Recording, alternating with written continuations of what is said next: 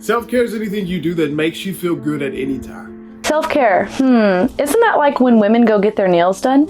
Self-care is when you take a big vacation to escape from everyday life. Self-care? That sounds expensive.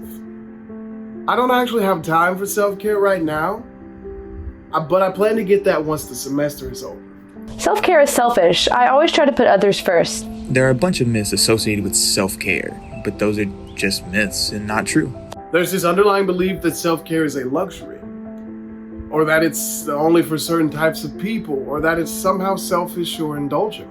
Self-care is meant for everyone. Self-care is important. It's helping take care of yourself.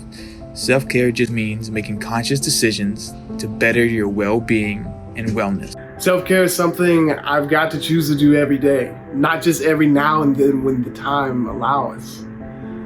Many acts of self-care cost me nothing but a little more time and some planning. And hey, I'm not going anywhere these days, so I've got a minute.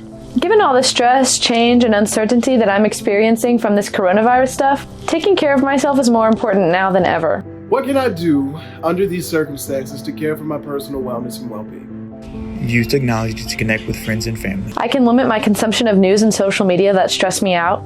I can take a walk outside while keeping my 6 feet distance from others.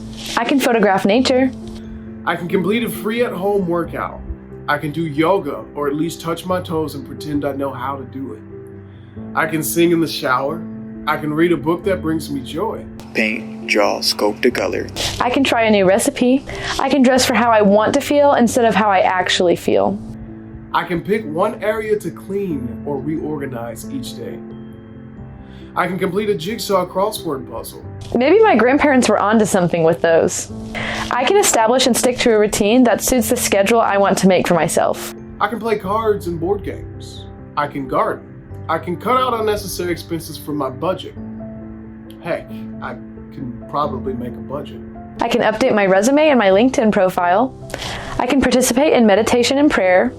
I can journal. I can get a healthy amount of sleep. I can focus on what I'm grateful for in this moment.